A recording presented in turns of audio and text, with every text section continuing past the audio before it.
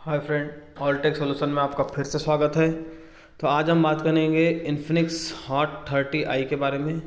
तो चलिए शुरू करते हैं और इसके बारे में कुछ जानकारी लेते हैं। इसमें हम आपको इन्फिनिक्स फ़ोन में अदर साउंड जो होता है उसके बारे में आपको जानकारी देंगे। तो बिना टाइम वेस्ट किए चलिए शुरू करते हैं। तो वीडियो और पसंद आए तो हमारे चैनल को लाइक शेयर और सब्सक्राइब ज़रूर कर दीजिएगा। तो चलिए शुरू करते हैं। सबसे पहले सेटिंग्स में चले जाना है। सेटिंग्स में जाने के बाद आपको ऑप्शन मिल जाएगा साउंड एंड वाइब्रेशन, तो उस पर क्लिक कर देना है। और आप देख सकते हैं इसमें अदर साउंड एंड वाइब्रेशन दिया हुआ है।